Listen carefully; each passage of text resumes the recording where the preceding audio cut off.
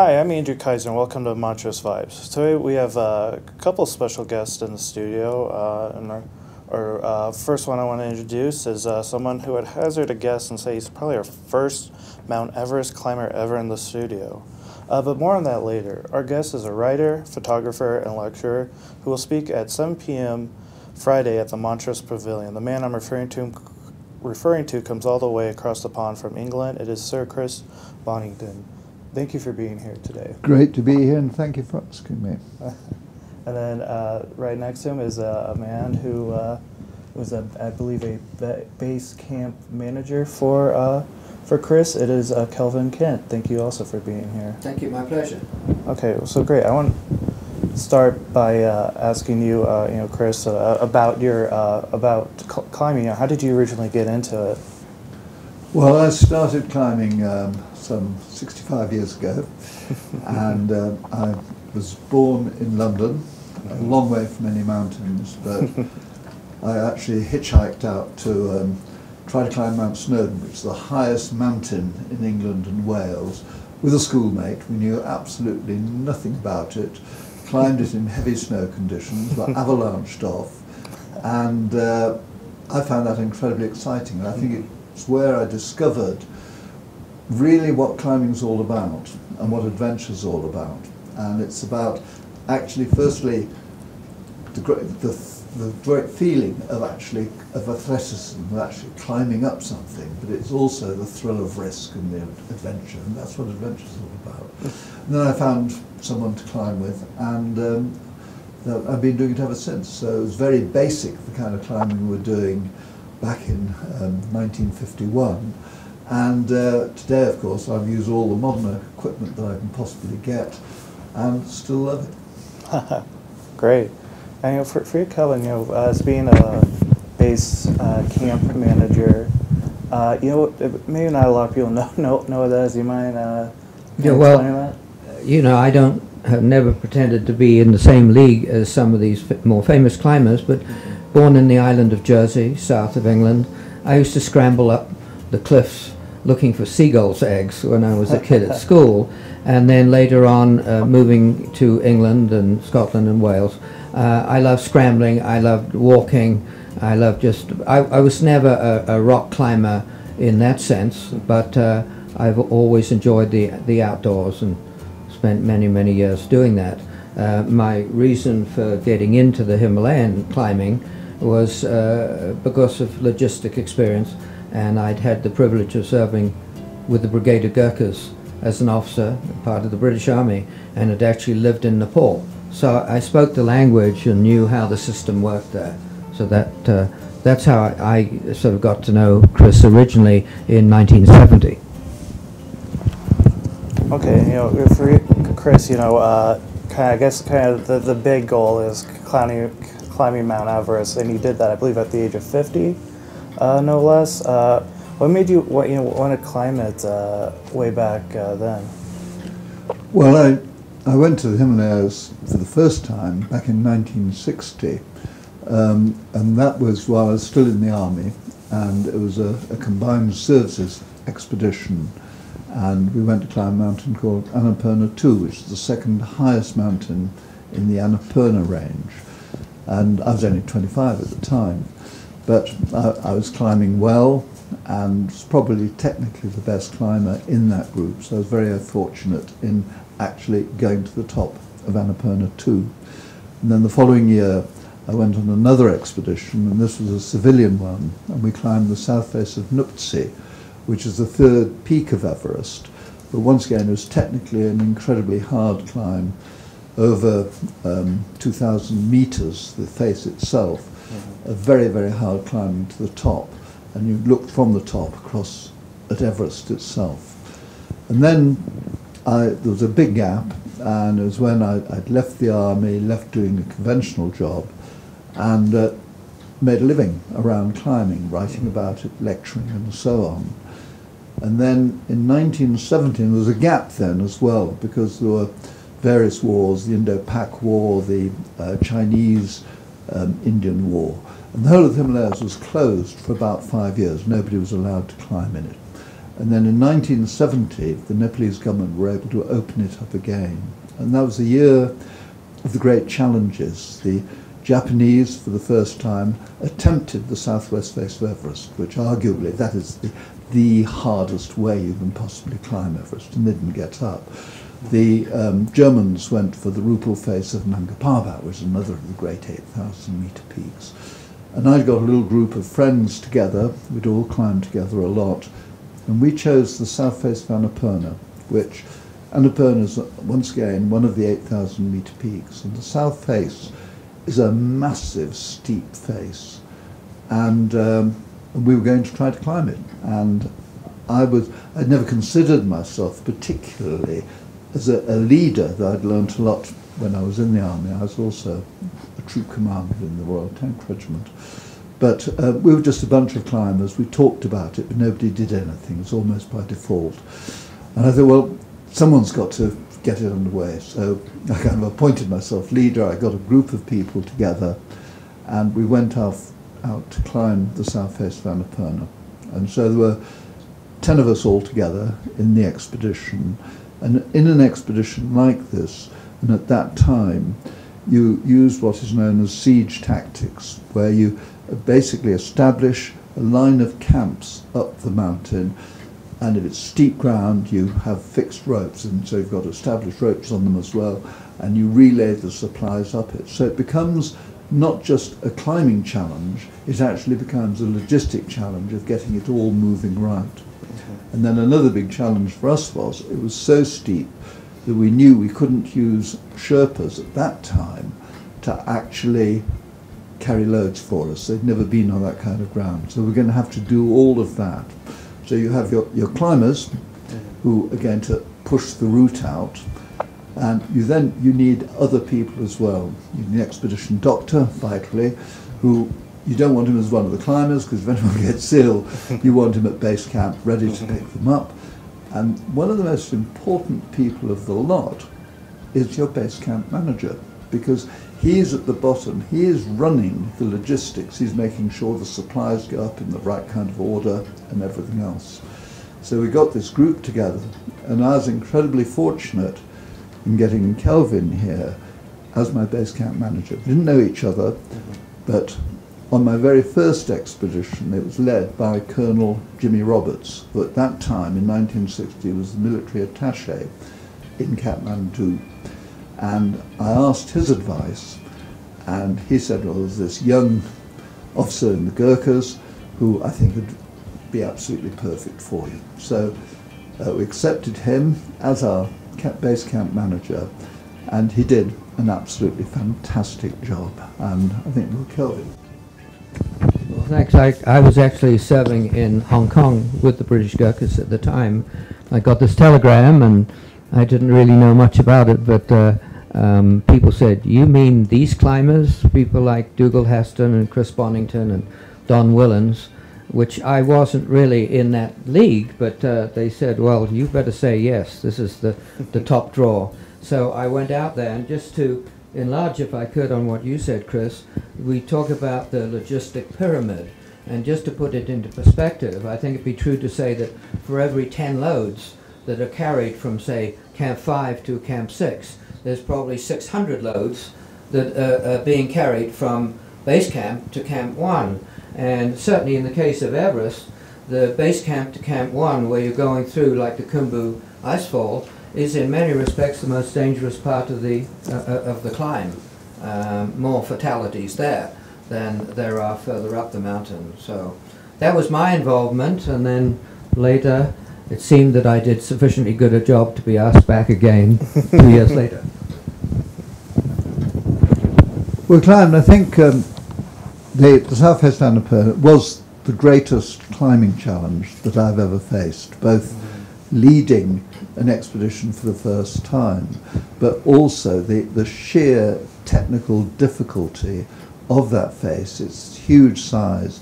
And at the end, it was actually, we just ran out of people because we were getting tireder and tireder. As I said, we couldn't use the Sherpas really on the upper part of the face at all. We were having to do it all ourselves. And the final push, which was extraordinary, it was by two probably some of the best climbers that Britain's ever produced. Don Mullins and Dougal Haston, a brilliant young Scottish climber.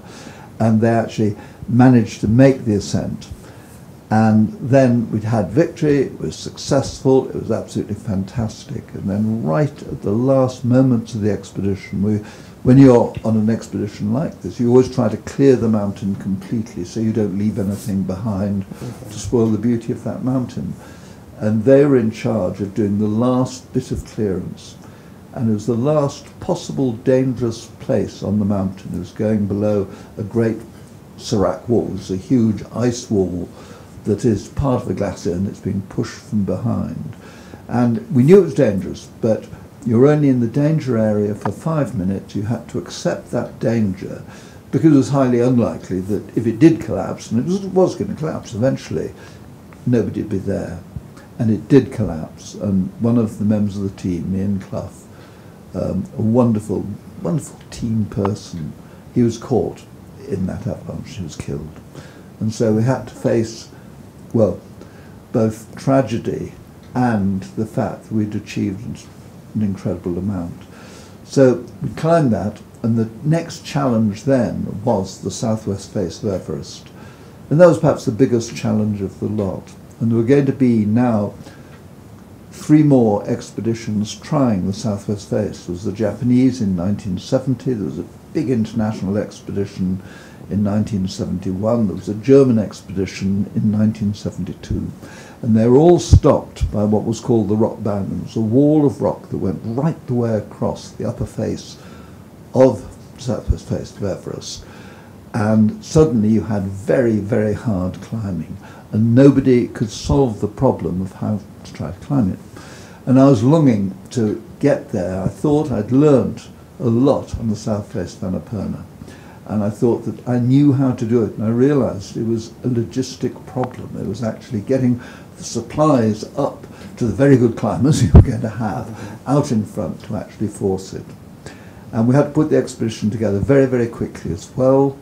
And we were also the only, in those days, I have to go back, in those days, the Nepalese government only allowed 1 expedition on a mountain at a time. And so Everest was fully booked, autumn and spring.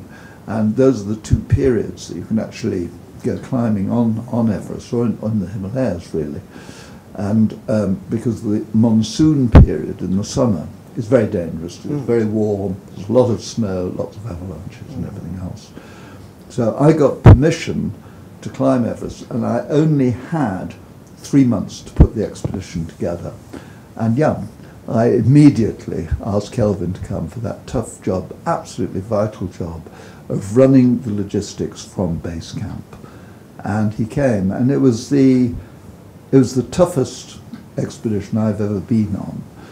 Starting in the autumn, the thing about it is that you start at the end of the monsoon, round about September, and then you've got a race in trying to climb it to act before the winter winds and the winter cold comes. And we didn't quite make it.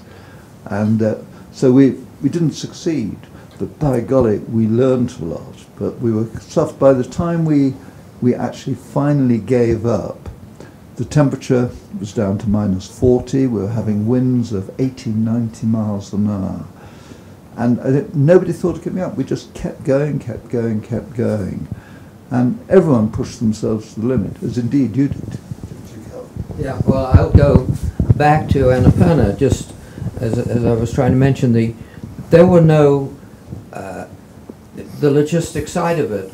For instance, Annapurna, you just imagine you're all ready to go, and you're not flying the stuff out, you're putting 158 large crates in a ship. And the ship breaks down at Cape Town, you remember that? I do. Ship broke down. So we had to sort of like really get some temporary arrangements going up.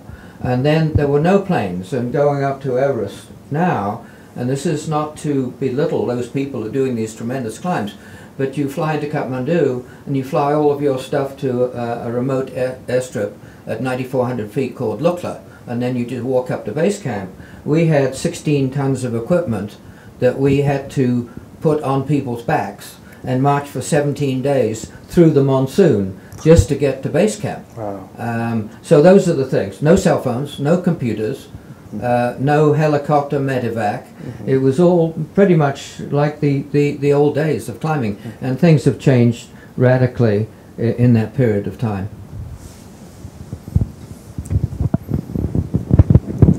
So that was really, yeah. So those two expeditions were my greatest kind of efforts. And then the following, we didn't succeed in 1972 because we'd gone too slowly. But I think the thing I learned from it was that, in actual fact, I think you almost needed to fail on that. The problems were so great and so complex to have any chance of success. And then, of course, though, I felt I'd learned a hell of a lot, but the mountain was fully booked. And then it was another cancellation in the autumn of 1975, and during that time, yet another huge Japanese expedition had tried and failed, and there was another cancellation. But I had more time to put the expedition together. I immediately asked Kelvin, could he come and help us do it, but in fact his military masters wouldn't let him go. So I had to find someone else to act as the base camp manager. And this time, though, with all that we'd learned, had a bigger team, we started earlier, we moved faster, and from all of that things, we did succeed in climbing the Southwest Festival of Everest the hard way, if you like, in 1975. And it still ranks, I think, as one of the great climbing challenges in the world. That was well timed. But, you know, when you're able to, Chris, when you're able to... Oh, let him out. Hello? Just a second here. Have a phone call. But Chris, when you're able to be successful, when you scale it and you come back down, I mean, that must be rewarding. You know, what was kind of the initial reaction when you kind of first completed it? Well, the Southwest Coast of Everest, the reaction was huge. Though once again, like on the Southwest of Annapurna, it was also overshadowed by tragedy, because we made incredibly fast progress in 1975, and I had Dougal Haston and Doug Scott. And Doug Scott is one of the finest climbers that Britain's ever produced. First expedition, he'd been with us in 1972, but the two of them made the summit bid. But because of our logistics was so good, and I had got such a Sherpa power pushing stuff up the mountain, I realized I could have more summit ascents. And tragically, in the second summit ascent, where we had 4 climbers, but the weather broke during their climb, and tragically one of the team, Nick Burke, lost his life. So we had to face both tragedy and success at the same time.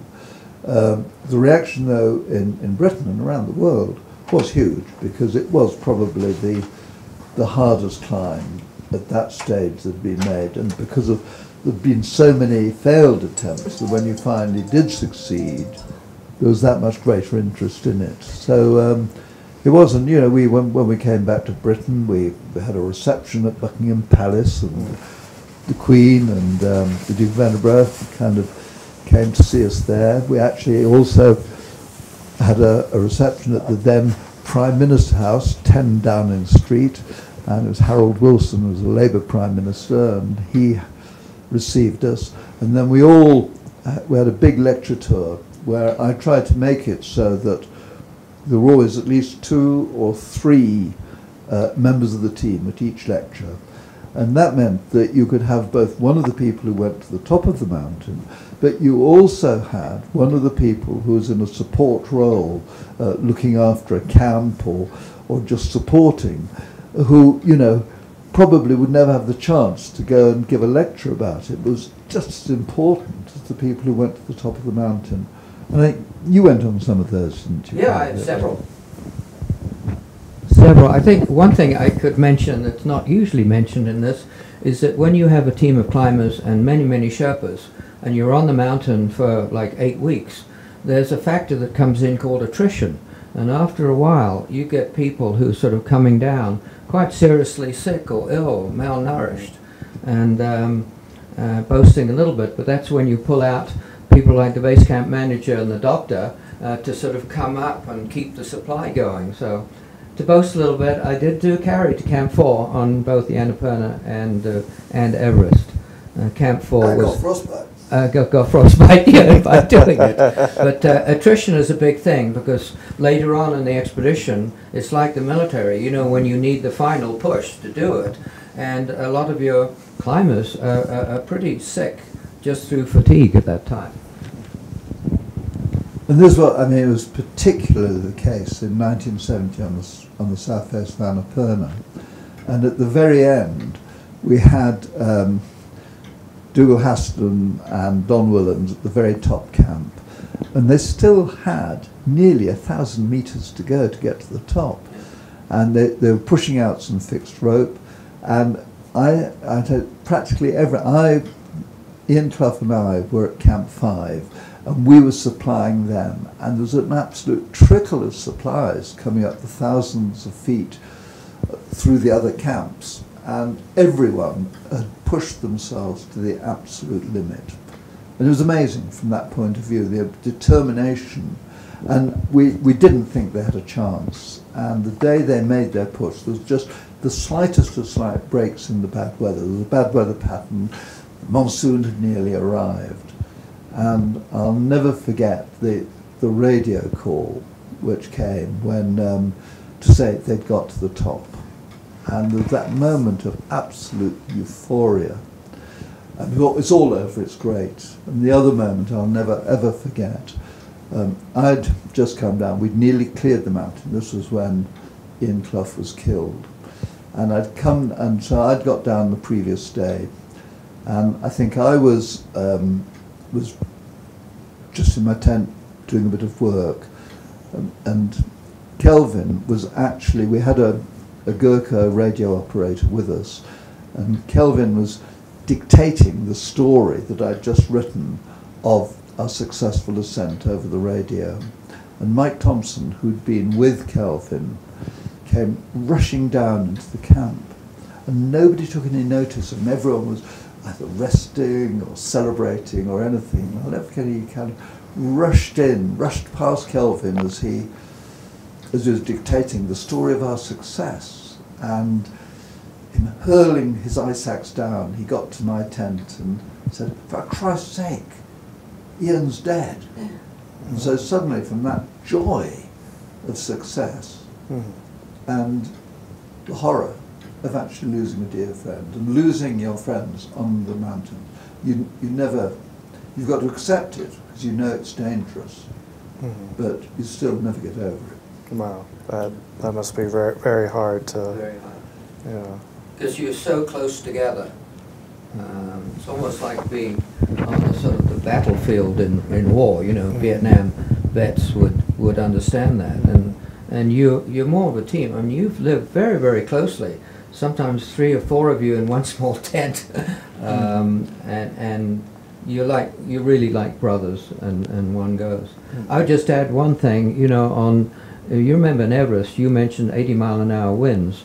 There was one night where we had 44 inches of snow in the one night, and combining with winds further up, you spend all this time doing these sort of like flow charts, and Chris is saying we need this amount of stuff and that amount of time in this order at that camp, and then you get these winds and half of the stuff is completely blown off the mountain. So when it's recovered, I mean, the tents are buried, can't even see the top of the tents sometimes at base camp.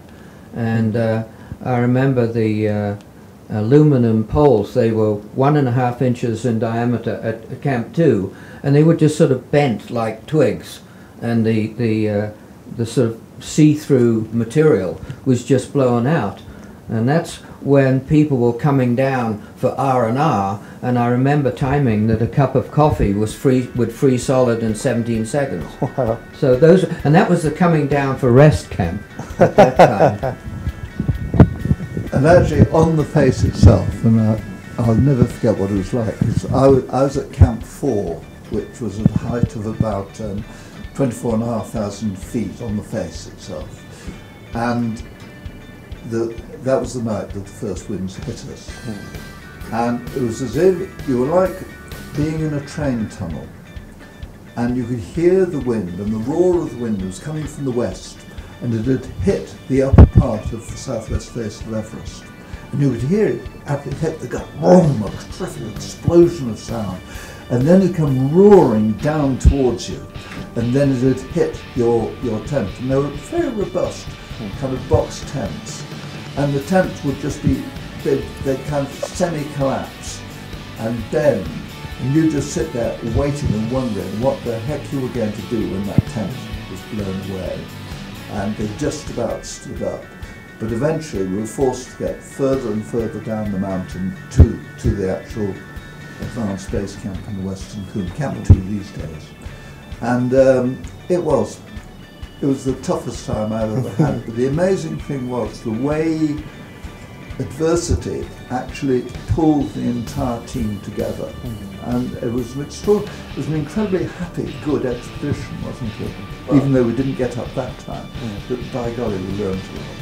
Yeah, I think so, because I well remember that Camp 4, because I don't know if you remember, but I made my ill-fated trip, and the reason was because at that time, critical part of the expedition, we were out of communications because your batteries were not working. So I had in my pack the very batteries that would give life to the leader being able to dictate what was going on, which is why I pressed on in those conditions, I think, far beyond what sensible. But the truth is, again, at that elevation with no oxygen, I don't think our minds are working 100%. So I did press on. I felt good about delivering the batteries, but Chris didn't feel good about me then almost being an invalid up there and have to be escorted back from Camp 4 nearly in the dark with two of his precious Sherpas to get me back to base camp, without which I would not be here today. Well, I don't think I'll ever complain about weather here in Montrose after hearing about this. And just for everybody to know, Chris and Kelvin are sharing a microphone, and they're having to pass it back and forth. So if you're ever wondering about the audio, that's about it. Well, we make a good team, and looking forward to telling everyone all about it tomorrow night. It's tomorrow night at the pavilion at 7 o'clock. Still have a few tickets, so we've allowed for people to buy tickets at the door. We've actually already pre-sold about 300 tickets, so we're looking for a full house. And if I may, could I just share that we're doing this under the auspices of the non-profit Western Colorado Friends of the Himalayas. So every penny that we make from tomorrow is going towards our worthy causes in Nepal, some of which is helping with the still clearing up of the incredible disastrous earthquake in 2015, and dealing with child trafficking and helping with education and medical supplies. So I've been very honored that Chris would come here and allow us to put him on to help make some money to send to this cause. Well, that's great. And Chris, I want to ask, for as Kelvin just said, you'll be speaking at the pavilion tomorrow night at 7. So I just want to ask, for anybody who wants to go, can you maybe give just a little kind of idea of what you'll be talking about then?